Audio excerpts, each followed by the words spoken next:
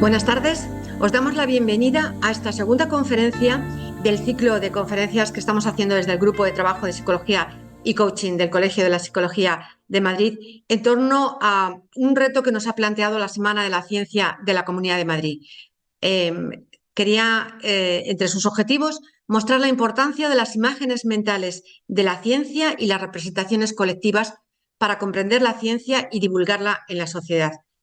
Como psicólogos coaches, nosotros pensábamos que era un momento estupendo para poder hablar de cómo el lenguaje refleja nuestra percepción de la realidad, de cómo las creencias configuran lo que somos capaces de hacer, de cómo esas imágenes colectivas son las que nos van a permitir desarrollar la ciencia hacia un lado o hacia el otro, la innovación en cualquier ámbito de la vida. En fin, que esta es la segunda conferencia a cargo de Carlos Julio Moya, un miembro histórico de nuestro grupo. Afortunadamente llevamos muchos años ya juntos trabajando, dando cuerpo a este ejercicio de la psicología coaching y divulgando y promoviendo tanto entre la ciudadanía como entre los propios colegas este saber hacer que tiene que ver con conseguir que las personas vayan a más. Personas que quieren conseguir nuevos objetivos, se plantean nuevos retos y que quieren desarrollarse. Carlos Julio Moya Ortiz es colegiado de este colegio y, como os decía, es miembro de nuestro grupo de trabajo. Él está terminando a punto de conseguir ya el doctorado en Ciencias de la Salud y es autor de un libro que se titula Enfoque Integrativo de Coaching y Psicología. Es socio fundador y presidente de la Asociación Internacional de Coaching y Psicología y es CEO de la Escuela Integrativa de Coaching y Psicología. Es un placer presentaros a este amigo, a este querido colega y un excepcional, como veréis, conferenciante que nos va a aportar ideas, nos va a hacer reflexionar y también nos va a enriquecer nuestro mundo mental, creando nuevas imágenes mentales compartidas por todos los que estamos en esta conferencia. Mi nombre es Isabel Aranda, soy la coordinadora de este grupo y es para mí un placer presentaros esta conferencia. La anterior, que a cargo de Carmen Quesada, podéis verla también próximamente en el canal del Colegio de la Psicología. Y os invito también a las 6 de la tarde a una nueva conferencia sobre los sesgos cognitivos en este mismo contexto. También quiero presentaros a Gisette Triana, que va a ser la moderadora del chat. Ella es también un miembro histórico de este grupo. Llevamos muchos años compartiendo la vida, compartiendo el conocimiento y compartiendo las ilusiones por transmitir todo lo que vivimos en el desarrollo de personas. Como os decía, mi nombre es Isabel Aranda, soy la coordinadora del grupo y es un placer presentaros a mis colegas y invitaros a disfrutar de esta conferencia. Os dejo con Carlos Julio Moya. Muchísimas gracias, Isabel, por tu presentación tan generosa, como siempre. Y gracias a ti, Gisette, por estar ahí apoyando en el chat. Así que ya tenemos un apoyo de lujo para cualquier duda, inquietud, aporte, respuesta a alguna pregunta o reflexión que pida que por favor hagamos, pues ahí estamos en interacción. Y gracias también al Colegio Oficial de la Psicología de Madrid por contar con nosotros como grupo de trabajo y en mí como, particularmente como colegiado. Bueno, pues os voy a compartir la pantalla para que podamos seguir un poquito esta presentación. ¿Se ve correctamente? Se ve. Perfecto. Bueno, muy bien. Ya nuestra querida Carmen Quesada, como muy bien decía Isabel, ya hizo, digamos que empezó a dinamizar este tema, a sensibilizarlo. Yo de alguna manera voy a retomar algunos elementos que ella vio simplemente a nivel de recordación y digamos que para encajarlo dentro de la reflexión que me corresponde hacer y que yo he encantado de hacer en este contexto.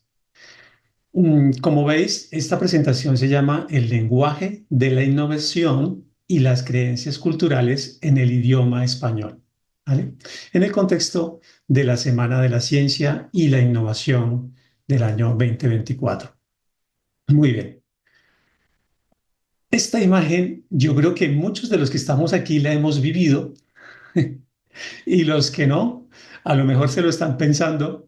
Y si no es esta imagen, a lo mejor otra. Lo que primero me gustaría llamar un poco a la reflexión es al poder y al efecto de una palabra formada por dos letras en español, en castellano, y es un sí. Desde ya os voy a invitar un poco a pensar en eso, ¿no? A pensar en nuestra propia historia personal cuando hemos dicho sí y qué implicaciones ha tenido esa pequeña frasecita en nuestra vida, qué tanto nos la ha cambiado. Vamos a empezar por ahí. Bueno, pero también qué implicaciones tiene, ¿no? Cuando dices sí a algo, abrimos ventanas, abrimos puertas, abrimos posibilidades. Digamos que nuestra mente se abre, estamos dispuestos a, estamos en una actitud proactiva, permeable, de alguna manera frágil también, porque al estar permeables también digamos que nos fragilizamos ante el entorno.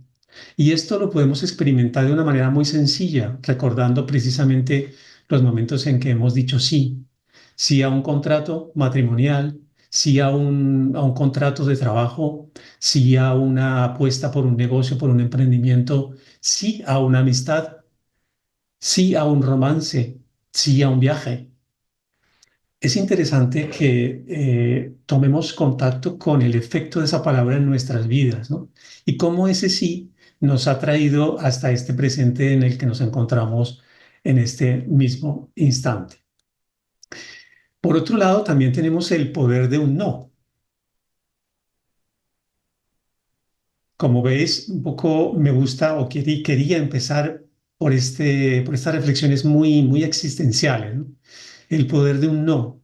¿Qué pasa? ¿Cuántas veces hemos dicho no?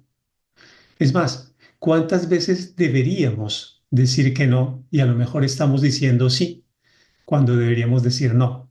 No solamente con la palabra, sino también con la actitud, con la disposición, con esa posición existencial que nos coloca en un lugar claro en nuestra vida, en nuestra existencia.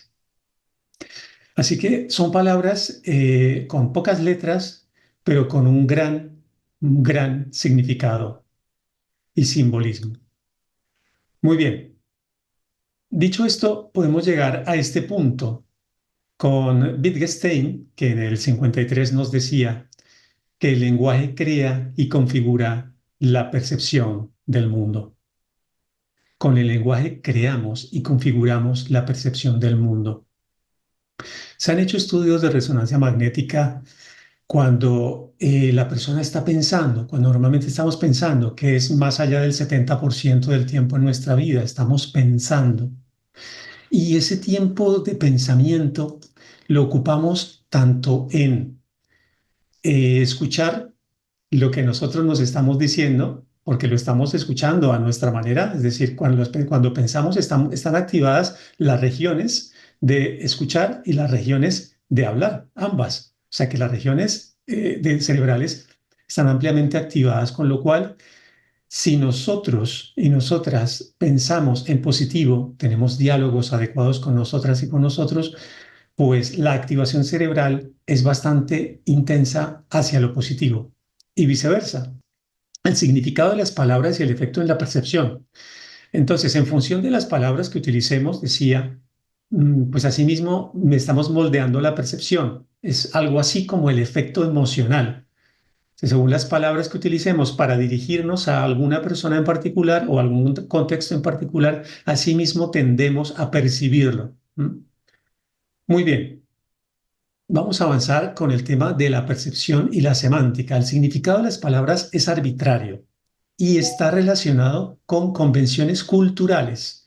Ferdinand de Saussure es un filósofo francés y un lingüista francés que me parece tremendamente interesante, os lo recomiendo, porque él hace este análisis, ¿no?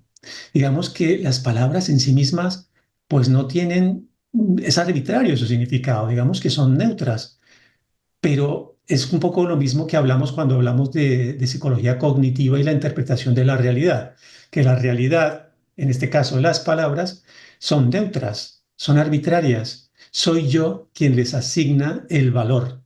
Y hablando del lenguaje, es la cultura la que le asigna el valor a las palabras y el sentido. Y por eso también es tan importante el contexto en el que se utiliza el lenguaje y cómo se ha venido configurando a través de la historia la cultura y el lenguaje. Acordémonos que la palabra cultura viene de hábito, son hábitos, es lo que hace la gente cotidianamente. Y el lenguaje se construye cotidianamente. El lenguaje, como sabemos, está vivo, es un ente vivo que se moldea y se reconfigura cada día y en cada contexto. Y que tiene mucho que ver también con los contextos geográficos. ¿Mm?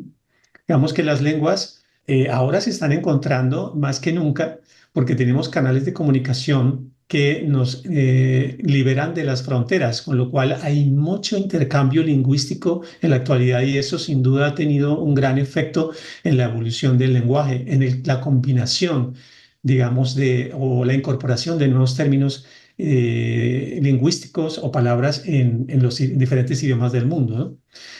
Entonces, esto es muy importante, pero clave de este punto es que según como nosotros queramos asignarle un valor a una palabra, ese valor adquiere sentido y significado.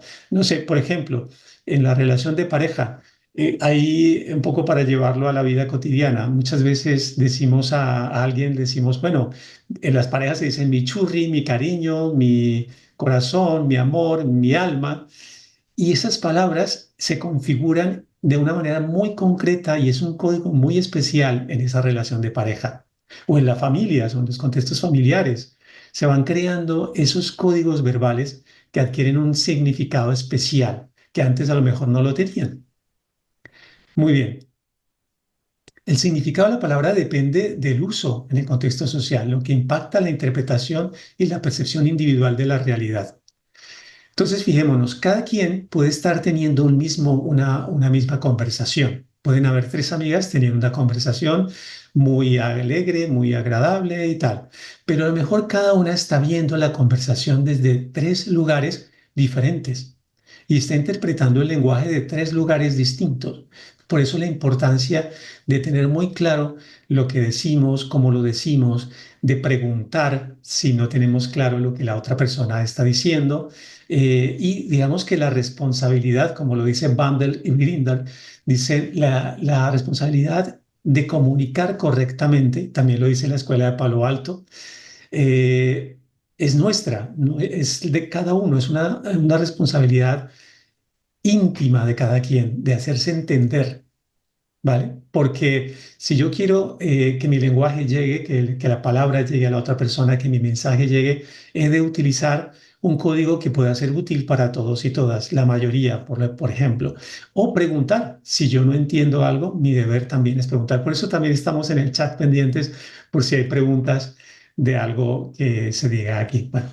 Luego, dentro de la semántica también tenemos que el lenguaje, especialmente las metáforas, dan forma a nuestro pensamiento y percepción. Su enfoque sugiere que el lenguaje no solo refleja pensamientos, sino que también puede estructurarlos. Entonces, digamos que la metáfora va un poco más allá. De hecho, nuestra querida Carmen Quesada también hablaba sobre las metáforas y cómo nos pueden ayudar a configurar y a estructurar el lenguaje, incluso de una manera más compleja. Por eso, en las conversaciones de coaching, utilizar metáforas o incluso estimular a nuestros clientes o incluso en terapia también, una conversación amena o relajada, cualquiera, utilizar o estimular las metáforas permiten una dimensión mucho más rica o más enriquecida del lenguaje. Muy bien. También el idioma que una persona habla influye en su percepción, ya lo hemos dicho antes. Según esta teoría, las palabras y estructuras gramaticales de un idioma condicionan cómo las personas perciben y conceptualizan la realidad. Aquí venimos un poquito ya con Sapir-Whorf a hablar de esa hipótesis que ellos lanzan, basados en todo lo que ya se ha visto hasta ahora, ¿no? Como de acuerdo a la manera en cómo nosotros configuramos ese lenguaje, a como nosotros queremos entender el mundo, así mismo vemos con mayor claridad o con menor claridad. De hecho, en psicoanálisis se sabe que existen mecanismos de defensa que hacen que nosotros no veamos una realidad, porque puede ser una realidad muy dura, muy difícil, muy ajena a mi experiencia personal y a lo mejor por ser tan difícil o por ajena o por lo ajena a mi propia experiencia, la veo en blanco y negro o sencillamente no la veo. Pero si queremos ver algo, es importante también que limpiemos nuestras gafas, es decir, que intentemos comprender la realidad desde diferentes puntos de vista, porque es un esfuerzo también importante el que hay que hacer. Y por eso la ciencia es de alguna manera limpiar las gafas, es una manera de enfocar mejor en lo que nos rodea para poderlo ver con mayor claridad que de otra manera no podía ser vista, se ocultaría a nuestros ojos. Y luego con todo esto digamos, llegaríamos a lo que para mí es una maravilla, que es la ontología del lenguaje también propuesta con este mismo nombre en su libro de Rafael Echavarría, y que también Julio Laya, todos los, digamos que los Maturana, todos los grandes antecesores del coaching chileno, suramericano, como se ha llamado también, han venido trabajando, ¿no? Y el lenguaje tiene el poder de crear realidades y de transformar la experiencia. Es fundamental, ¿no? Onto, logos, onto, ser. Como sabéis, la ontología es el lenguaje del ser en cuanto ser, es decir, el lenguaje de lo que se puede conocer y de lo que se conoce. Y logos, pues es el tratado acerca del ser. Y logos también viene del antiguo, del griego, que significa palabra precisamente, ¿vale? O tratado acerca de. Con lo cual, cuando hablamos del lenguaje, estamos hablando de lo que somos en esencia. Y los seres humanos en esencia somos lenguaje, nos comunicamos, aunque sea sin palabras, como podemos ver en este par de chicos que se están comunicando a través del lenguaje de signos, con la mirada, con el cuerpo, con lo que vestimos, con lo que, donde las actitudes que tenemos, etcétera. Esto es un tema tremendamente rico que este es como un repaso un poco para esa introducción a los temas que nos ocupan concretamente el día de hoy. Bueno, elementos constitutivos del lenguaje. El lenguaje, perdón, también tiene el poder de crear realidades y transformar la experiencia personal como el arte, como el dibujo, como los colores. En nuestras manos está colorear lo que decimos, darle forma, darle fondo, darle textura, darle ese brillo, ese matiz a lo que decimos. Las palabras nos pueden ayudar a visitar lugares hermosos y lugares complejos. Y también en el lenguaje nosotros podemos entender cómo una persona usa esos matices y cómo a través del lenguaje podemos identificar ese nivel de cultural de la persona, ese nivel de inquietud por la vida, ese nivel de sutileza o ese nivel espiritual o trascendente o práctico que tiene de estar en el mundo. Importante también aquí que el lenguaje tiene una base biológica y que básicamente está en el área de Broca y en el área de Wernicke, que facilitan la producción y la comprensión del lenguaje. Es decir, seamos conscientes de que nosotros tenemos esas áreas especializadas y que están biológicamente constituidas para poder elaborar el idioma y el lenguaje como tal, cualquiera que sea, y el proceso cognitivo elaborado asociado al lenguaje. También es importante considerar que el lenguaje viene a cubrir una necesidad de comunicación y que surge principalmente como herramienta para facilitar la cooperación entre grupos sociales. Esa es otra función fundamental del lenguaje desde que el ser humano es conocido.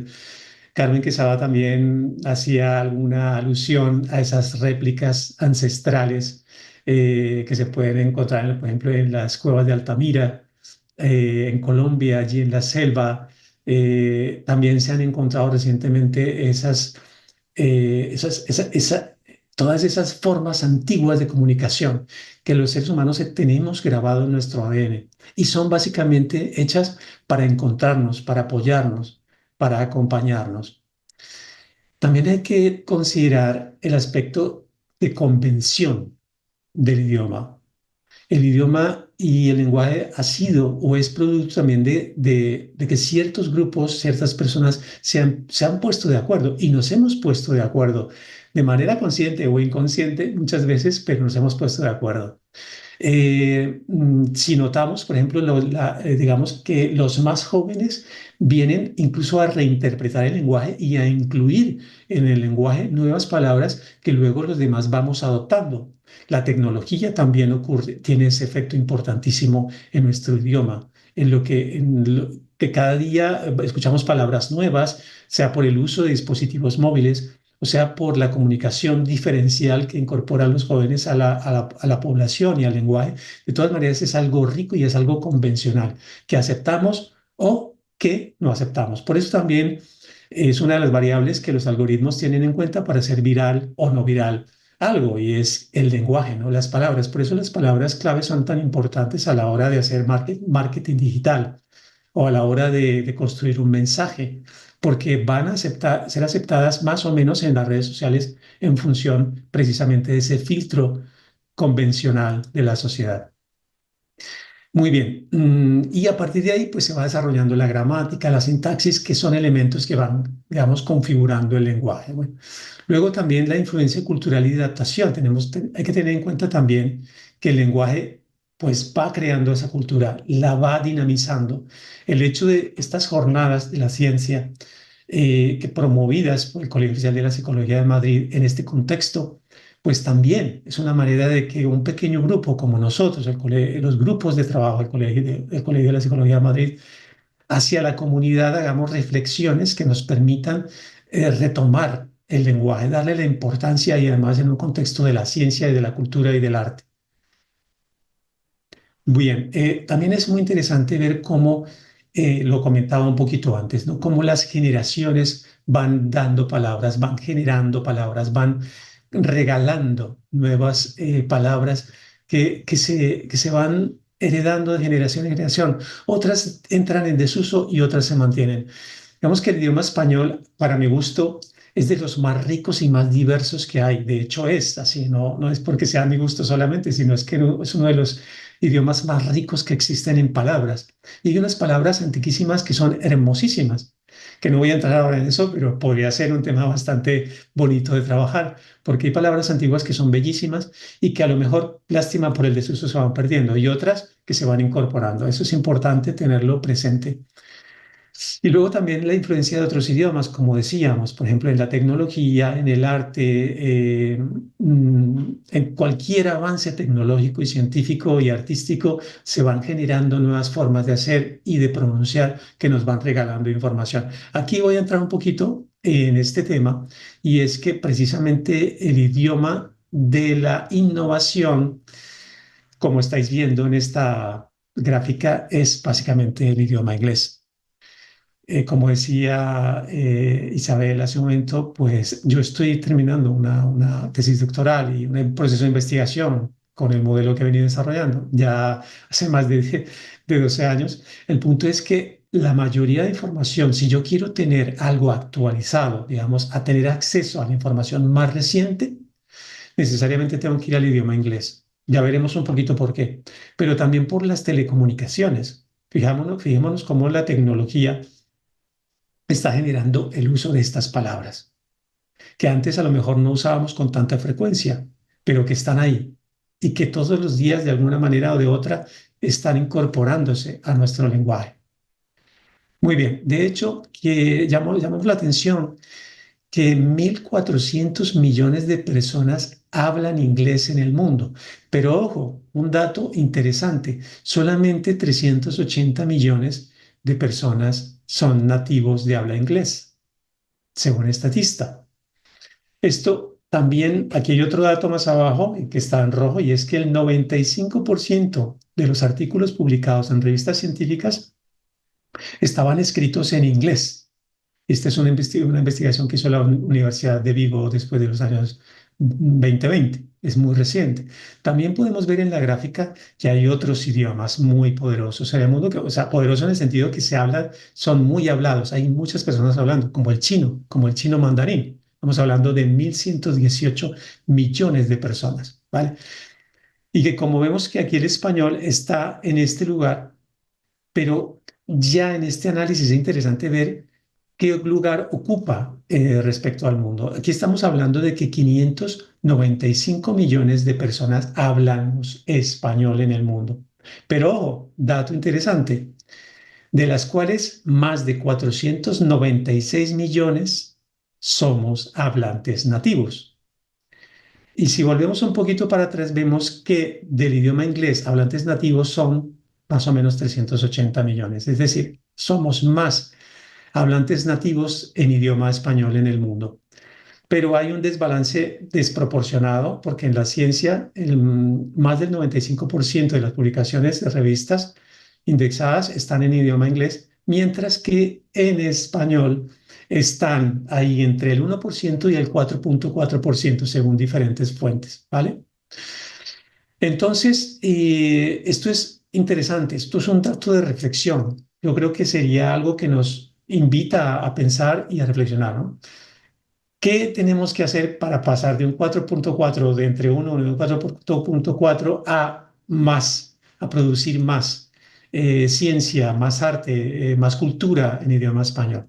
Y este dato que comentaba ahorita, que no es baladí, pero es que más de 1.100 millones de hablantes son nativos de chino mandarín.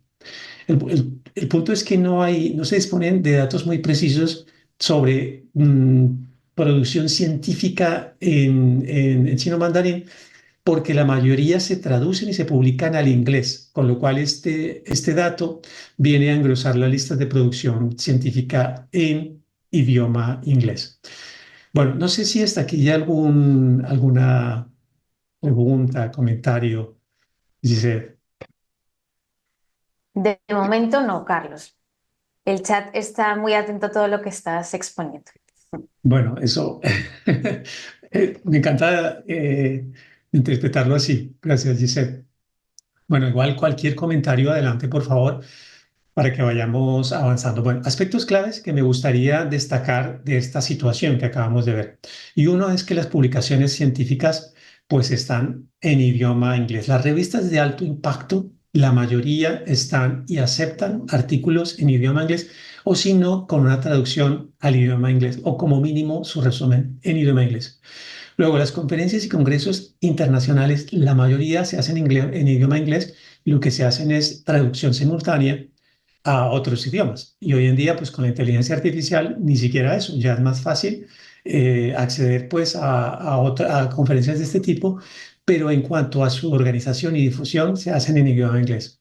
Patentes y propiedad intelectual también en idioma inglés. Pero ¿por qué? La pregunta que me ha surgido a mí es ¿por qué ha sucedido esto? Es una de las preguntas, ¿no? Un poco por, como decía Isabel, para comprender este marco en el que nos movemos actualmente y por qué ocurre esto, ¿no?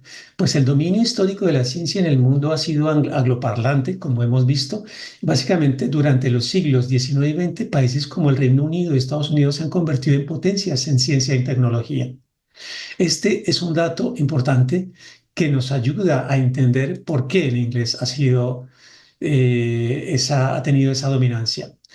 El inglés como lengua franca global. El inglés es actualmente la lengua franca en numerosos ámbitos globales, incluyendo la ciencia.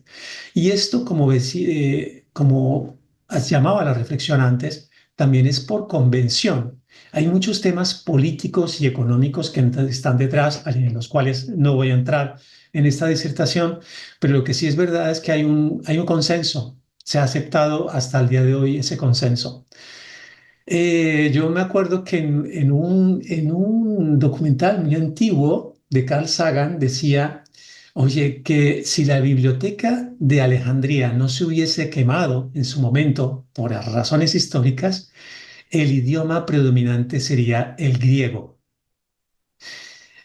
Ahí lo dejo, simplemente el griego. ¿Mm? Es decir, ha habido hechos históricos y habrá hechos históricos que hacen que cambien, pero pues de momento esta es la lengua que tenemos como lengua franca global. Mayor visibilidad e impacto. Publicar en inglés, como decía hace un momento, aumenta las posibilidades de ser citado y leído por otros científicos, ya que estas publicaciones tienen un alcance internacional. De hecho, es uno de los criterios para poder escribir en revistas de alto impacto. Deben estar escritas en inglés. ¿Vale? Bien.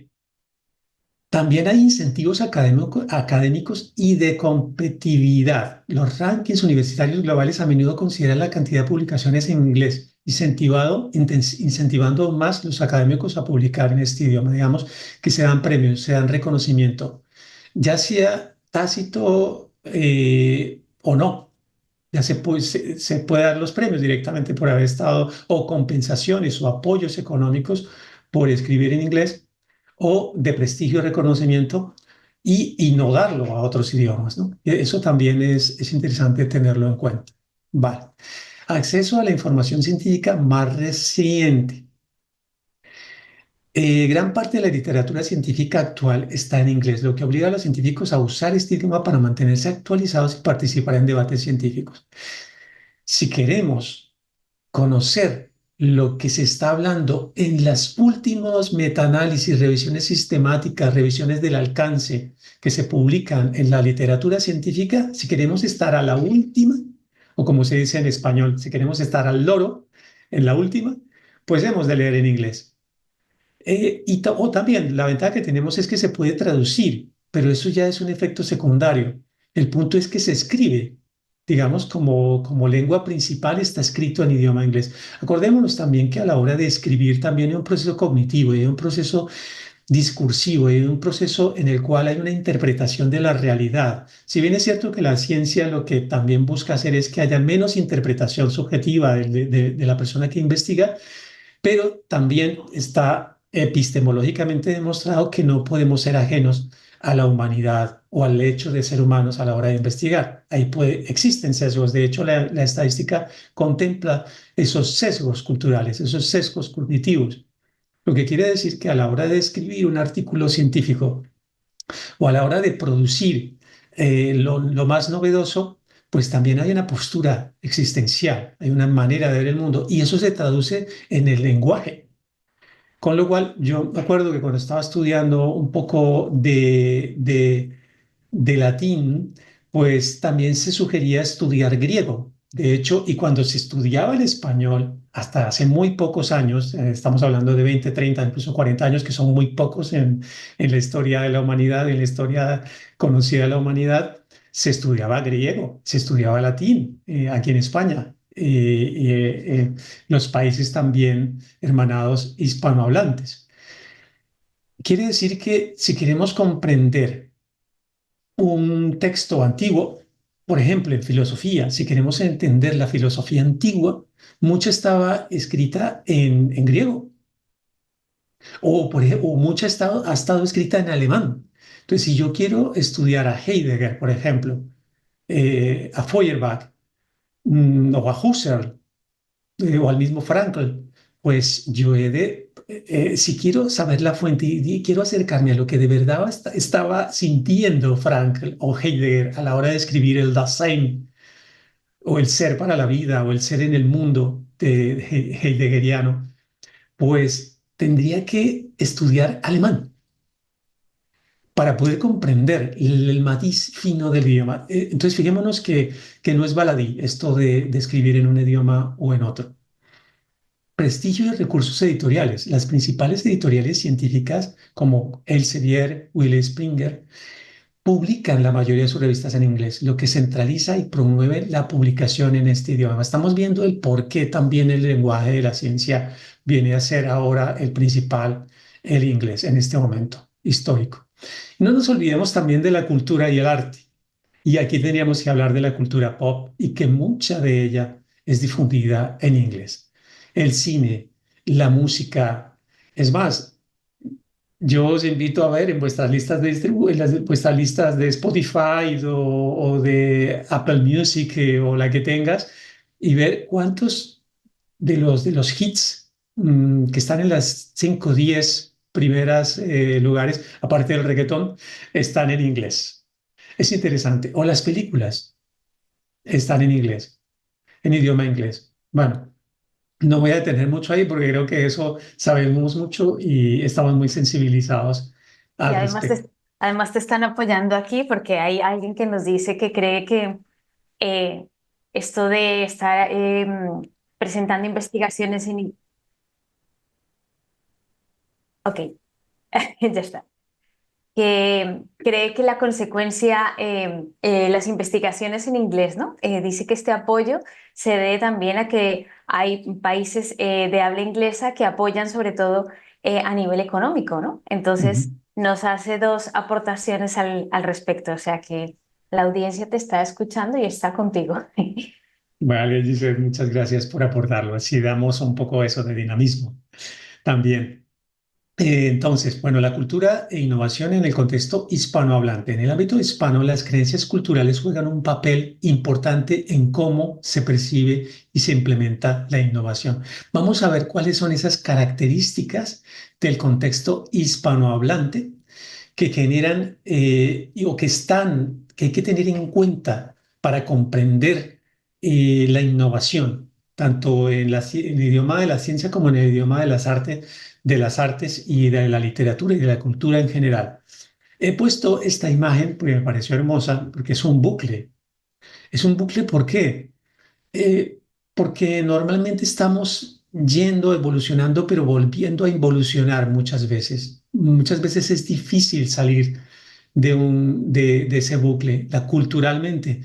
Muchas veces se intenta salir de él, pero se vuelve a la zona de confort. Es que, como sabemos por psicología sistémica, tanto la sociedad en general como una persona, como una familia, tenemos ese carácter sistémico y ese carácter casi que endogámico. Nos cuesta explorar, nos cuesta salir, nos acomodamos en lo que tenemos, con lo cual podemos tener intentos de salir adelante, pero hay creencias que nos vuelven a retrotraer hacia nosotros mismos, no solamente en el lenguaje, sino en el cine, en la música y en cualquier otra manifestación cultural.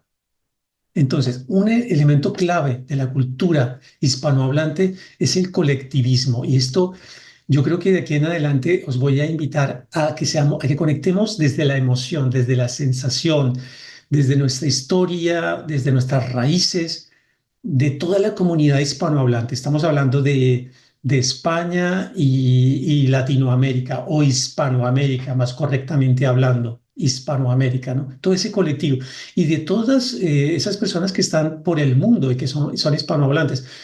Yo como colombiano que llevo 20 años viviendo en España, quiero decir que yo también me he traído mi cultura propia, mi microcultura colombiana, y vivo mi microcultura. Allí donde vayamos llevamos nuestra microcultura también, pero hay, digamos que elementos transversales del contexto hispanohablante y este es uno de ellos, el colectivismo. El colectivo y la comunidad son valores centrales, en lugar de aquellos más individualistas típicos de culturas anglosajonas. Ojo, no quiero con esto decir ni hacer ningún tipo de revanchismo ni de comparación con respecto a la cultura anglosajona, no, sino que el interés es un poco distinguir o tener un punto de referencia para ver esa cultura hispanohablante, cómo se ha venido configurando. Y una de sus características es el colectivismo. Digamos que tenemos una mirada mucho más social que la que se pueda tener en esa mentalidad inglesa, que no es ni buena ni mala.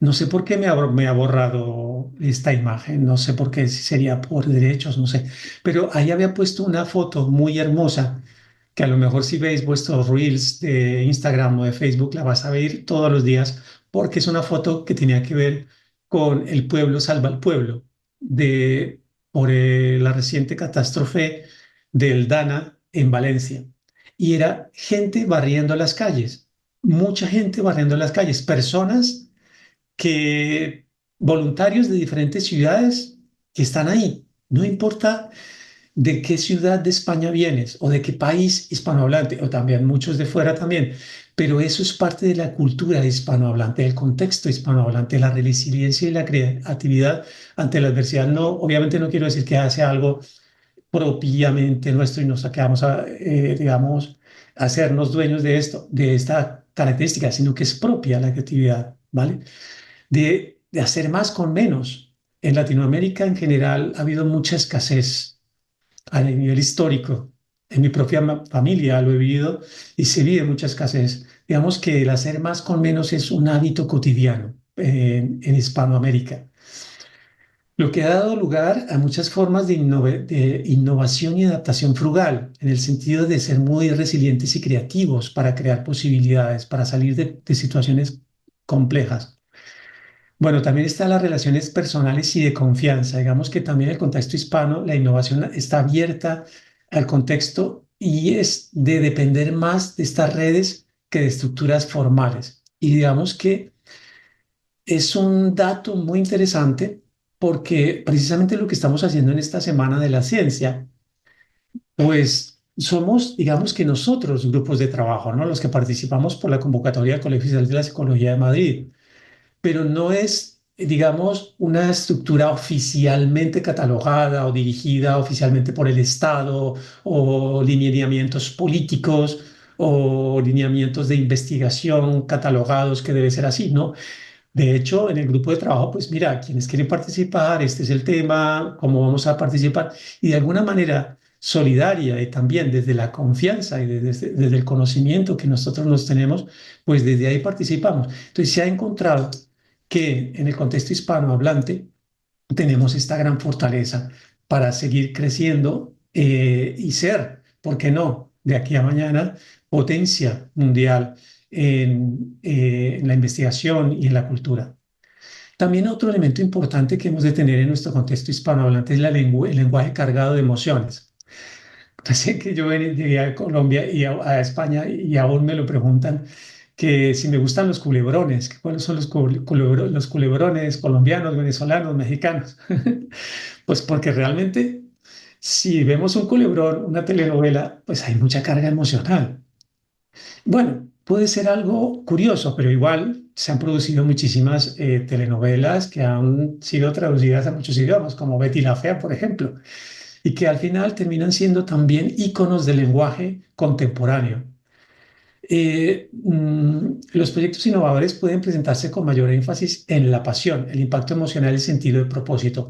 Y esto es algo que nos caracteriza a los hispanohablantes. Es decir, este es un punto fuerte que podemos destacar para poder evolucionar en la investigación, para evolucionar en el arte, en las artes escénicas, en el cine, en la composición musical, en la cultura en general y, ¿por qué no?, en la misma investigación científica, que no siempre tiene que ser con los números, ¿vale? También hay investigación cualitativa y cuantitativa, y la cualitativa es muy poderosa. Cada vez hay más recursos de investigación que nos permite hacer una investigación cualitativa mucho más elaborada y mucho más compleja, que tiene que ver con la percepción del mundo, más bien como lo percibimos los hispanohablantes.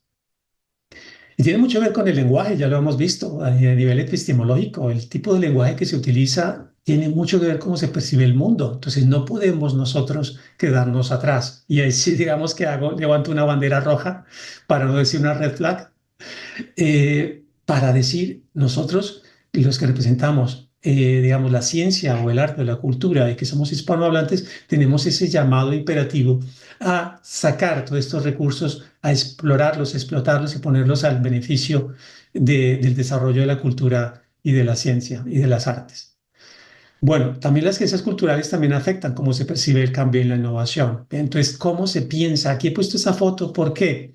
Porque son una foto característica de las favelas brasileras, las favelas colombianas, de las favelas en general, digamos que los barrios de los cinturones de miseria, como se llama, por ejemplo, en Colombia, ¿no? De los barrios más humildes y pobres de nuestra sociedad. Y entonces también hay como esa creencia de que somos poco, de que somos pobres, de que no se nos apoya, de que no se nos ayuda. Entonces nos quedamos un poquito ahí, cosa que también es discutible y es cuestionable, es comprensible, porque de verdad hacer investigación es costoso, es costoso. Bueno, ya si eso voy compartiendo un poquito mi experiencia personal, pero para poder investigar estos últimos 6 años que me he dedicado más a la investigación, pues he tenido que producir menos. Y no por eso para mí ha sido representado un problema. Por ejemplo, un carácter latino, un carácter hispano que tengo yo, pues es del de la pasión y es del compromiso. Eh, Esto quiere decir que si le ponemos pasión a lo que hacemos, digamos que le vamos a dar un lugar privilegiado. Y afortunadamente, sin dinero, pero con mucho esfuerzo, he tenido la posibilidad de investigar con varias universidades y con equipos de investigación importantísimos de México, de Colombia, de Chile, de Argentina y de España. Y, y no sin tener necesidad de buscar apoyos estatales y demás, ¿no? O becas, sino un poco buscarse la vida, como se dice. Entonces, digamos que ahí se puede ir rompiendo esta creencia. La resistencia al cambio, que es absolutamente humana y es absolutamente natural, ¿no? La misma física presenta resistencia para mover un cuerpo a otro, se necesita energía, para desplazar un cuerpo hacia otro lugar se necesita energía, es algo físico, es algo químico, es algo que está inherente a nuestra existencia, pero no por eso hemos de dejar de poner el foco en cuánta resistencia estamos nosotros teniendo o cómo históricamente crisis económicas o políticas han frenado el desarrollo, ¿m? Pero también lo han estimulado. Curiosamente, también hay investigación reciente al respecto que habla de que cada vez el contexto hispanohablante está superando esos problemas políticos. Tampoco voy a entrar en el tema político porque no es el objetivo de esta conferencia, pero sí para llamar un poquito la atención cómo ha habido cambios en Latinoamérica en general y en España hace mucho, cambios políticos generados por movimientos juveniles que han generado cambios importantes en el status quo político y el desarrollo de la nación, porque ha habido, simple y sencillamente porque no se acepta la realidad como está. Y esos conatos de cambio son importantes en la sociedad, han generado también nuevas preguntas y nuevos desafíos, pues eso mismo ha ocurrido en la ciencia, en el arte y la cultura, y esperamos que siga ocurriendo así en el futuro. Creencias sobre la educación y la autoridad. Esto es muy interesante porque ha habido estudios que han demostrado en Latinoamérica que se tiene demasiado, digo yo demasiado de verdad, respeto por la autoridad. No quiere decir que la autoridad no se respete, por favor, no quiero hacer apología a ese concepto, sino quiero decir que muchas veces se agacha la cabeza y se dice que sí a todo, al status quo, que muchas veces no lo cuestionamos y eso está tremendamente arraigado en la cultura, en la familia, en las empresas, en el Estado, en los estados en general. Pero hoy en día ya se está poniendo, se está devaluando, se está reconsiderando, sobre todo en los jóvenes, cuando están cambiando el auge de los emprendedores más jóvenes están cambiando estos o cuestionando estos valores, ¿vale? De hecho, hay muchos emprendimientos autodidactas. También se ha hecho famoso un poco esta creencia que también puede ser un poco cliché de los grandes inventores o de los grandes empresarios que no han terminado la universidad y han empezado sus emprendimientos en un garaje y luego pues lo han llevado a grandes multinacionales que hoy en día cotizan en bolsa.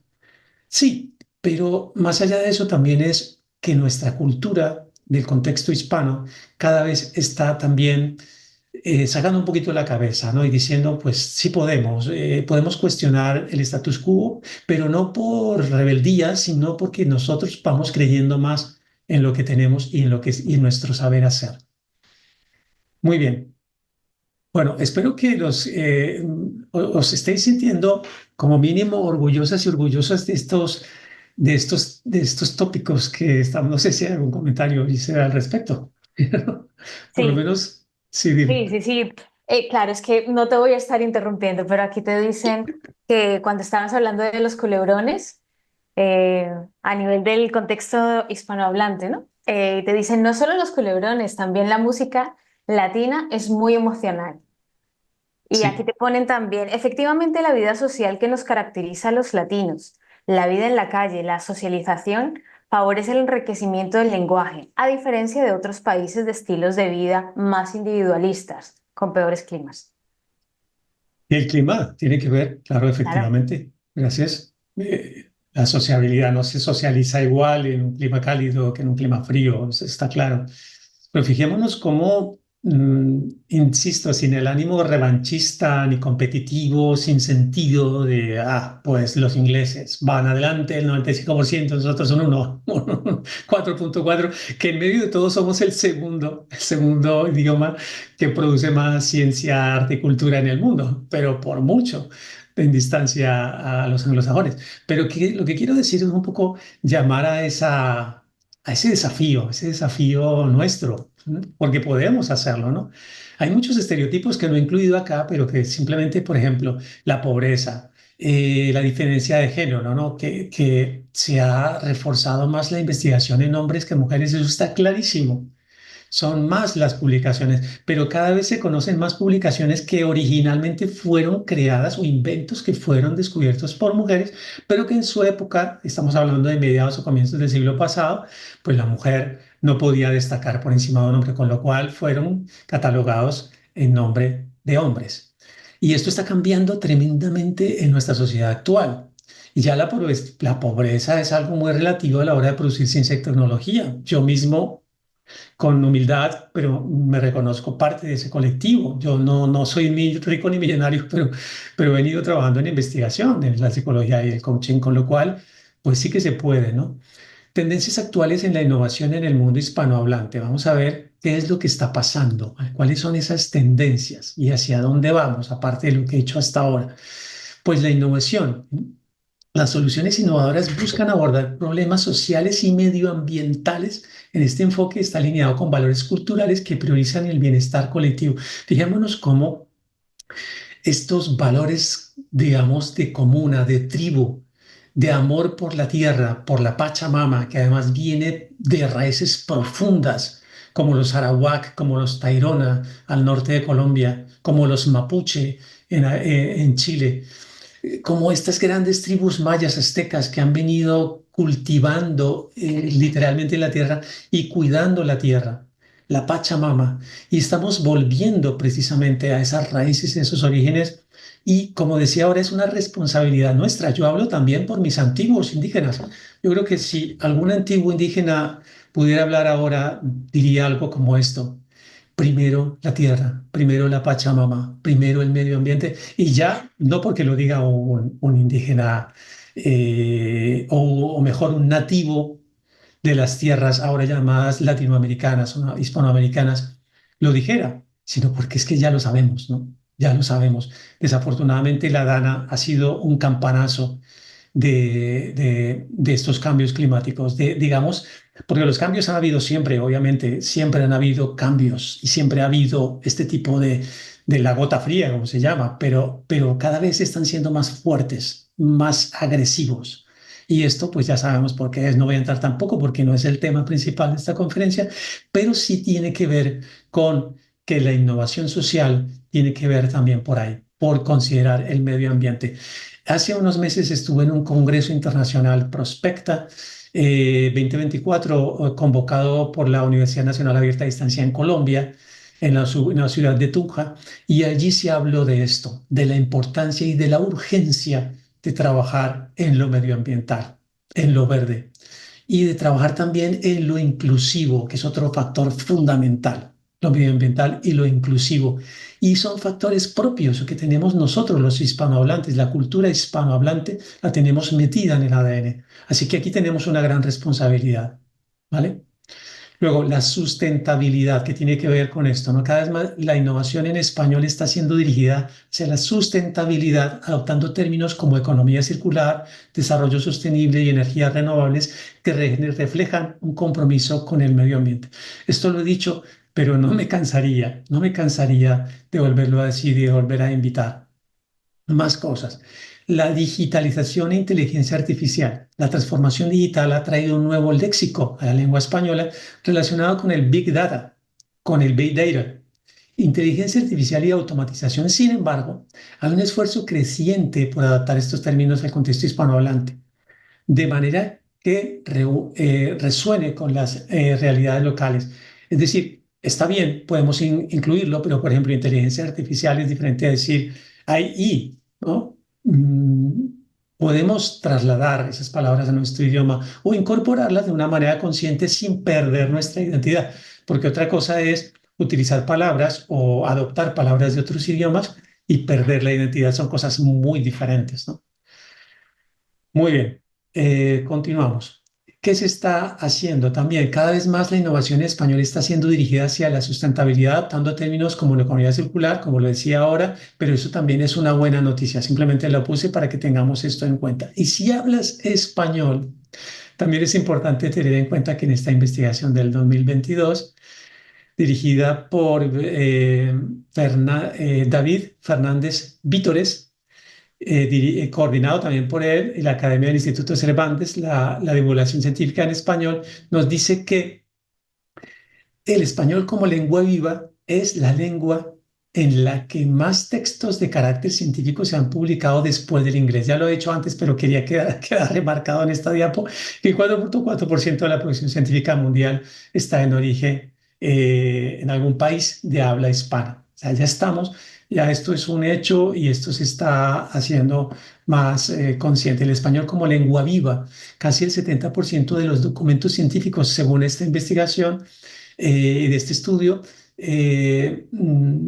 están los documentos científicos en el ámbito hispanohablante se publican actualmente en España y el 72% de la producción científica en español se reparte entre tres áreas temáticas principales: artes y humanidades, ciencias sociales y ciencias médicas. O sea que ahí ya estamos teniendo injerencia. Y bueno, es bonito ver un 70%, un 72%, pero quiere decir que es la lengua viva que está contribuyendo más después del inglés. Luego, Estrategia Nacional de la Ciencia Abierta. ¿Cuáles son, digamos, algunas tendencias actuales que están favoreciendo también la ciencia en idioma español? El Ministerio de Ciencia e Innovación de España ha desarrollado la ENCA para el periodo 2023 con el objetivo de promover la ciencia abierta y mejorar la difusión de la producción científica en español. ¿Vale? Esto es bien importante. Luego, programa Cielo en España, integrado en la red Cielo, que es Scientific Electronic Library Online. Este programa ofrece acceso abierto a revistas científicas españolas de calidad. Ojo, porque cuando tú buscas documentos para una investigación o para un artículo científico o para darle más carácter y actualizar los temas que tú manejes a nivel profesional, pues vas a ver que muchos artículos tienes que pagarlos.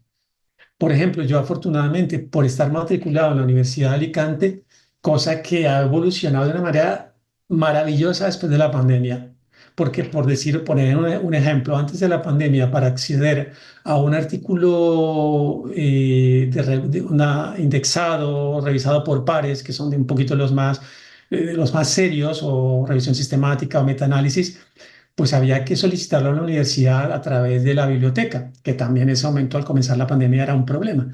Pero luego, actualmente, nosotros con nuestro username, con nuestro nombre de usuario y nuestra contraseña, password, accedemos y ya podemos entrar a la mayoría de artículos actualizados. Y también los convenios de la universidad con otras universidades del mundo para poder acceder a estos documentos. Pero lo que a mí me parece más interesante es que el programa Cielo esté abierto y de acceso abierto a revistas científicas españolas de calidad. O sea, que hagan metaanálisis, revisiones sistemáticas, investigaciones empíricas revisadas por pares y demás, que escritas en español y facilitar ese acceso abierto. Es decir, que uno pueda gratis entrar allí sin violar ninguna norma y acceder a ellos. Es una noticia maravillosa. Luego, políticas de acceso abierto. España ha adoptado políticas que promueven acceso abierto a la producción científica. La ley de la ciencia, la tecnología y la innovación establece que las investigaciones financiadas con fondos públicos deben ser depositadas en repositorios de acceso abierto, lo que facilita la difusión y el acceso a publicaciones en español. Luego, si eso, pues también dejaré el blog. No lo voy a abrir ahora porque a lo mejor el link, porque puede ser que se nos detenga o se nos dañe la presentación. No quiero correr ese riesgo. Luego también están los repositorios institucionales y plataformas de difusión. Las universidades y centros de investigación españoles han desarrollado repositorios institucionales que albergan tesis, artículos y otros trabajos académicos en español, como plataformas como Recolecta, Recolector de Ciencia Abierta, que es un poco lo que os comentaba hace un momento. Gisette, hasta aquí, ¿cómo vamos? Hasta aquí vamos bien. Solamente una reflexión de lo que decías antes. No han salido preguntas todavía. Y bueno, tiene que ver con que dice, pero ¿cuándo será más importante el medio ambiente que el dinero? Así que cuando haya alguna pregunta yo te aviso, Carlos. Gracias. Yo creo que cuando no tengamos agua para beber, cuando no tengamos agua para beber, sea más importante el medio ambiente que el dinero. Pero bueno, ya es eso. Bueno, es muy interesante porque con estas nuevas políticas y estos repositorios es importante saber también esta información a nivel jurídico y de leyes y de iniciativas estatales, porque muchas veces digamos que con el chat GPT y con inteligencias artificiales, procesadores de lenguaje, digamos que podríamos descargar responsabilidad de investigación al chat GPT. Y lo que yo invito aquí es a que vayamos a las fuentes originales, que vayamos a los artículos originales, que hagamos investigación, que nos matriculemos en la universidad o no, busquemos los repositorios y busquemos la manera de entrar a estos repositorios, de hacernos socios de repositorios, de consultar la biblioteca del Colegio Oficial de la Psicología de Madrid o de otros colegios oficiales para tener acceso a artículos de gran calidad que nos dan la información actualizada. Ojo, porque ChatGPT, muchas veces, muchísimas, aunque sea el ChatGPT de pago, te va a crear referencias falsas, o vamos, no falsas con mala intención, porque igual es un procesador de lenguaje, es un ordenador que es un poco tonto si no le decimos lo que tiene que hacer. El punto es que como es una inteligencia elaborada, él va a crear referencias que se parezcan y que justifiquen un poco lo que tú estás escribiendo, pero no. Hay que ir a las fuentes, hay que ir a los artículos. Y muchos artículos están del orden de los $15 hasta los 40 o $100. He visto artículos carísimos, costosísimos, que si yo fuese a hacer cuentas de todos los artículos que llevo en la investigación, pues no tendría dinero para pagarlos, literalmente. No, ni siquiera con mucho dinero. Así que es importante que vayamos teniendo en cuenta esto para a la hora de producir información, aunque sea un post, aunque sea un artículo para un blog, argumentarlo, ir a las fuentes y ir a las fuentes y leerla. Otra cosa es que utilicemos las inteligencias artificiales para mejorar la redacción, para que nos sugiera una estructura. Vale, vale, vale. Nos ayuda un poco a salir de nuestro bloqueo de inspiración. Pero más allá de eso, es importante que vayamos a la ciencia que se está publicando, que se está produciendo, a las fuentes empíricas del asunto o a las fuentes más profundas. Fomento de la publicación en revistas de calidad. Se están implementando acciones para mejorar la calidad y difusión de las revistas científicas editadas en español. Esto incluye la digitalización de contenidos, la inclusión en portales de acceso abierto y la promoción de buenas prácticas editoriales con el fin de aumentar su impacto y visibilidad. Bueno, esto es bien, bien interesante. Ya lo podéis ir buscando también en la red, en internet, y veréis que eso ya se puede tener acceso. Bueno, ahora mi pregunta para este ratito que nos queda, ahora sí, y vamos a entrar con Gisela a pedirle al público que participe, por favor, es qué podemos hacer nosotros. Con todo esto, ¿qué podemos hacer? ¿Y qué vamos a hacer?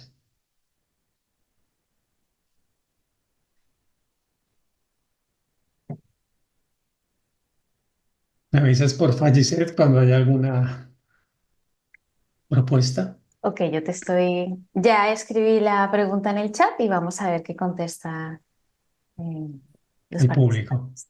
Ujú. porque no hay manera de comunicarnos, o sea, es a través tuya que nos Sí, comunicamos, ¿verdad? ujú. Así es.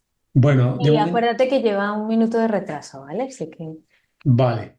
Pues bueno, ¿qué se te ocurre? Ya que estamos aquí conversando contigo, Giselle, que pues mira, te leo una cosa curiosa que también es una aportación que han hecho y desde ahí pues puede surgir un qué podemos hacer, ¿no? Mira, dice Estrella Mediero. Creo que es un problema. Creo que un problema es que los científicos españoles escriben en inglés para que sean artículos más relevantes, lo que impide que pueda aumentar más rápido el número de artículos científicos españoles. De hecho, cuando científicos tienen que basar sus trabajos en investigación médica, lo hacen en artículos en inglés, pues parece que están más reconocidos. Sí, ese es el sesgo de reconocimiento y es real. Lo que sí es verdad es que nosotros podemos publicar en primera lengua en español. ¿M? De hecho, el libro al que hacía referencia Isabel de Psicología y Coaching hacia un enfoque integrativo que publiqué en 17, pues también fue publicado en una editorial que nosotros mismos creamos, que se llama la editorial AICP, editorial de la Asociación Internacional de Coaching y Psicología. ¿Qué quiero decir? Que hemos de romper esos estereotipos. Es decir, creemos, si no hay una editorial que no nos publique, creémosla. Si tenemos que escribir en inglés para que se nos lea, pues escribamos en español y publiquemos en portales en español. Digamos, toda la información que di ahora es porque ya hay acceso. Podemos entrar a la versión Cielo, por ejemplo, y producir un metaanálisis, una revisión sistemática y nos comunicamos con Cielo. Si la calidad la ven relevante, van a publicar en español allí, no en inglés. O sea, ya no tenemos excusa. Bien, por aquí dicen, Carlos, sobre GPT, el problema es como todo, que los adelantos deberían ser una ayuda y algunos lo cogen como una herramienta de trabajo. Ujú, ujú. Tenemos por aquí. Me es de interés resaltar el metaanálisis que nos proporciona sobre el lenguaje, su implicación cultural en el significado y sentir de las palabras, y el cómo esto interactuar para innovar, crear desde diferentes perspectivas. Si quieres, ahí un poco vamos en esas dos. Oye, Me yo no gusta, sé si tú prefieres que yo te copie esto y te lo paso para que lo puedas leer. me gusta mucho la conversación que estamos teniendo, Gisette, si no te Vale. importa, porque fíjate que la segunda observación que hacía, no sé si se puede decir el nombre o si se quiera decir el nombre de la persona que escribió acerca del metaanálisis que se está haciendo sobre el lenguaje y la implicación. Es una compañera del grupo de psicología y coaching. Si me deja, le Bueno, doy el nombre. bueno, si ella, si quieres, pregúntale a ver si ella lo deja para que sea un poco más personalizado. Pero Ok. bueno, efectivamente, un metaanálisis, aunque me gustaría hacer uno, digamos, mucho más elaborado, riguroso y demás, pero digamos, como este acercamiento a un metaanálisis, una mirada más amplia, que en últimas un metaanálisis es eso, una mirada más amplia de un fenómeno, de una situación. Quiero decir también por ejemplo, cuando estudié en este congreso Prospecta Colombia, que como sabéis, prospecta es el arte de ver lo que va a pasar en el futuro. Y algo que me llamó poderosamente la atención es que en los descansos del congreso salían grupos de baile de personas con discapacidades físicas, cognitivas e intelectuales durante todo el congreso. Entonces, ¿qué pasó? A mí eso me llegó al alma, ¿por qué? Porque se están rompiendo estereotipos que hasta ahora han sido y han marcado la tendencia cultural la tendencia cultural, o sea, hasta antes de ese congreso, en otros congresos y de otros lugares, celebraciones, y lo que se presentaba era el grupo de mostrar, ¿no? Los bailarines profesionales y bailarinas con el super vestido, súper elegantes. ¿A qué viene esto? Viene a que hay poblaciones en lo que es la inclusión. O sea, si algo caracteriza a la posmodernidad, o dicho de otra manera, a, a la contemporaneidad, es la ruptura de metarrelatos que limitaban la participación y la integración de ciertos sectores en la cultura, y en el arte y en la ciencia. Entonces, a mí me rompió eso, me hizo así, me hizo ver que efectivamente una persona, un chico con síndrome de Down, un grupo o un chico con un trastorno específico del lenguaje o con Asperger, pues estaban bailando y lo hacían maravilloso. Personas que les faltaba un brazo, pero bailaban con todo el cuerpo y no se notaba el brazo. Bueno, en fin, no me quiero enrollar mucho en eso para dar paso a las participaciones, dice. Ok, gracias. Qué interesante esto que estás contando, Carlos. Mm. Bien, por aquí dice, existe una tendencia a trasladar la responsabilidad de los problemas al sistema, pero no se repara en cuáles son los componentes de ese sistema, que es la misma persona que hace esa referencia, por ejemplo. Ujú. Sí, sí, sí, efectivamente. Es que es muy fácil, ¿no? Dice, Sí. es muy fácil, digamos, culpar al sistema. Es verdad, o sea, yo no vamos a entrar en temas políticos porque no es el Ajá. escenario, insisto, pero sí es verdad que buscar un chivo expiatorio además es muy humano, es decir, es un mecanismo de defensa. Cuando algo nos supera en nuestro esfuerzo o en nuestra comprensión, hemos de buscar una explicación fuera de nosotros para cuidar nuestro yo, diría el psicoanálisis, o no, nuestra identidad y mantenernos enteros por el mundo.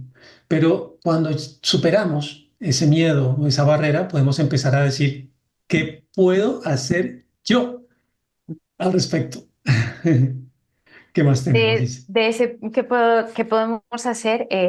La compañera que nos escribía antes es Alma Raquel, ¿vale? Que me ha autorizado a decir su nombre. ¿Bien, César? Alma Raquel, Alma Raquel, Ah, Alma, Alma, ¿vale? Alma, Cuando en la pues, anterior, no la última. pues, Dice, aparte de esto, es una invitación contundente para atreverse a crear y lanzarse a exponer nuevo material sin la limitación cultural de no atreverse. qué maravilla. Ese comentario me encanta. ¿Sabes por qué? Porque cuando estuve revisando esto eran los códigos deontológicos de la psicología en Latinoamérica, concretamente en Colombia, estuve haciendo una investigación para ver de dónde procedía el código deontológico en Colombia. Resulta de que las fuentes más antiguas del código deontológico colombiano están basadas en la medicina ancestral del Amazonas colombiano. Ahora se ha quitado, ¿qué ha pasado? Se ha quitado No, la te está... presentación. Sí, se ha quitado la presentación, pero te seguimos viendo y escuchando. Ah, perfecto, perfecto. Vale, sí, bueno, no importa. A lo mejor le han quitado la producción para que tengamos esta imagen. Perfecto, me encanta. Luego, si eso, cuando vayamos, me avisáis cuando falten 5 minutos para hacer el cierre con la presentación y ya está. Ujú. Entonces dice que ese dato a mí también me rompió esquemas porque es la medicina antigua de los ancestros de las tribus indígenas del Amazonas colombiano dieron las primeras pautas para escribir el código deontológico de la psicología en Colombia. No voy a entrar en eso, pero sí eran las costumbres desde donde vienen. O sea que nosotros estamos llamados a romper esos esquemas y decir, espera un momentito, lo que yo estoy haciendo tiene sentido. Es más, si me permitís, tengo que hacer, ya esta es una postura personal y decir, ya está bien de personas que estén vendiendo en las redes sociales fórmulas mágicas para resolverle la vida a las personas. Nosotros, los profesionales de la salud mental, somos los que estamos llamados a realmente sentar las bases de cómo se debe hacer un cambio y cómo se debe atender la salud mental en nuestra sociedad. Con lo cual, si cualquier duda que tengas, cualquier inquietud que tengas, escribir un post, un artículo, un curso, un taller, tú que eres psicóloga, psicólogo, que te has formado, que tienes esas bases científicas y que te has preparado para eso, no lo dudes un instante, no lo dudes un instante. Bueno, simplemente, perdona, ya me fui a la emoción hispana. Ok. Eh, bueno, aquí hay varios comentarios. Lo que pasa es que, claro, como se van entrecruzando, estoy tratando de otra aportación, ¿no? Yo creo que esto es una respuesta a lo que has preguntado. ¿Qué podemos hacer? Dice otra participante. Algo que yo hago es en mis publicaciones, que son muy pocas, usar términos en español. Por ejemplo, en vez de online, en línea. En vez de password, contraseña. Si el artículo o el blog o lo que sea está en español, debemos evitar usar estos términos, a no ser que sean necesarios. Así también lo indica la RAE. Muchísimas gracias por esa aportación. De hecho, tengo una pequeña lista que es una de las cosas que quería presentar luego cuando vaya a cerrar, de, de las palabras en español, de muchas que vienen en inglés, que Ujú. tener ese hábito. Ok. Pues cuando vayan a faltar 5 minutos te digo y nos avisas y te aviso para que puedan mostrarnos esa lista. Em, aquí hay un comentario, pero estoy tratando de unirlo con el que te había leído. Ah, Ujú, bueno, cuando hablábamos de la responsabilidad de los problemas que se le adjuntamos al sistema, ujú, eh, decía, no es un comentario relacionado con la política, sino con la ciencia. En ujú. contextos científicos también se responsabiliza el sistema. He escuchado Ajá. pronunciar literalmente sistema perverso, aludiendo al contexto científico. Vaya por Dios. Mira, tú has dicho algo que me parece tremendamente poderoso. A ver, yo estoy siendo muy cauto porque de alguna manera pues es una comunicación formal que representa al Colegio de la Psicología de Madrid, no a mí como persona, sino como miembro del grupo de trabajo de psicología y coaching, con lo cual pues ser cuidadoso en el lenguaje precisamente.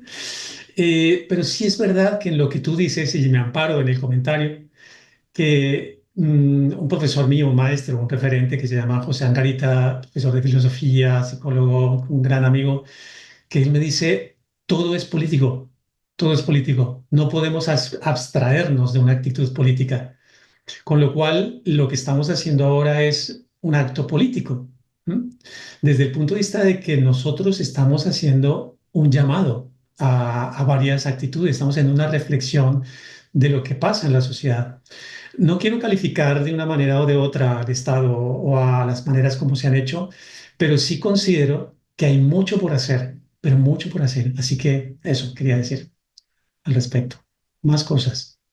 Más cosas. Bueno, el otro es otro comentario que hay muchas personas, bueno, con síndrome de Asperger o Ujú. con otros trastornos que tienen puestos muy reconocidos y que son personas famosas en diferentes campos, como en la ciencia. Sí, sí, maravilloso. Y en el arte, en la música, a mí me da, no, A veces dicen que se necesita tener algo diferente para crear, ¿no? Que no sí, necesariamente, pero a veces necesitamos sentir que tenemos algo diferente para superar esa diferencia y al final resulta algo creativo e interesante, ¿no? Pero esto también es lenguaje. tal cual, tal cual. Aparte que también algo de mi experiencia personal, es una actitud frente a la vida, es una manera de vivir. Porque cuando tú te decides por investigar, por profundizar en lo que quieres, en lo que amas, y estás convencido de que algo bueno va a salir de ahí, o si no, por lo menos lo has intentado, te implica la vida. Y hay gente que te dice, pero estás loco, deberías estar haciendo X o Y, ¿no? Produciendo más, o tener una familia más numerosa, o viajar más. Y digo, es que esto ya es un compromiso personal y social. Tampoco lo hago para salvar a nadie, lo hago por una inquietud. Pero yo creo que cuando, además, es costoso en todos los sentidos. Hay momentos en los que te cansas. O sea, no todo es color de rosa. Pues hay momentos que dices, un escritor o muchos hemos conocido historias de artistas, escritores, cineastas que han vivido en la calle, que han dormido en la calle, que han tenido que hacer cosas muy extremas para poder, creyendo en lo que hacían. Gabriel García Márquez, cuando estaba escribiendo Cien años de soledad, decía, pues tuve que empeñar hasta la plancha y encerrarme en un cuarto para que mi mujer viera por los hijos, porque yo, si no hago eso, y me encanta la anécdota de García Márquez al final que dice, pues que la mujer gastaron todo lo que tenían y enviaron la última copia para publicar el libro y decía la mujer, ahora falta que no sea bueno. Entonces, claro, quiero decir que con humor y todo, pero no quisiera estar en la piel, o bueno, a veces me siento en la piel de García Márquez cuando dices, lo estoy dando todo en todo sentido y no sé si esto sirva para algo. Pero yo creo que la misma ciencia nos dice, eso ya es algo, eso ya te está diciendo mucho. Así que, bueno, perdona, no puedo dejar pasar esta oportunidad. Hasta ahí van los comentarios, Carlos, así que... Y te quedan 9 minutos. Bueno, pues entonces voy a citar a otra colombiana. Mira, pero básicamente porque me ha venido ahora y porque también está siendo famosa y eso más que por ser colombiana, es Shakira, ¿no? No sé si has escuchado a Shakira y ella como ha venido siendo una persona que también representa valores como la igualdad, que defiende también sus raíces más profundas africanas, ¿no? De sus bailes africanos, de la cumbia colombiana, pero que hace fusión, que está al día, que supera duelos a base de éxitos en taquilla. Bueno, aquí ya estoy haciendo un comentario de frándula, pero que tengamos en cuenta que esto es cultura, que es parte de nuestro cada día, de nuestro hacer cotidiano. Pero bueno, simplemente eso, porque si quieres vamos con vuestro permiso, voy a presentar las diapos para hacer este cierre. Si hay más, digo yo, a ver, un segundito, antes de que se me vaya a ir la presentación, que no quiero que se me vaya la presentación, voy a asegurarme Voy de eso. leyendo, mientras tú haces eso, Sí, si por quieres, yo voy favor. leyendo el último comentario que veo que han hecho. Sí, Dice, también creo que influye que la cultura colectiva era mayor hace unos años y hacía que mm, la gente luchara más por todo en lo que creían. Pero tengo la sensación de que las personas de hoy, tristemente, somos más independentistas, muchas veces por miedos o no sé por qué. Y esto hace que haya menos luchas contra las que había antes y perdemos derechos, por ejemplo. sí.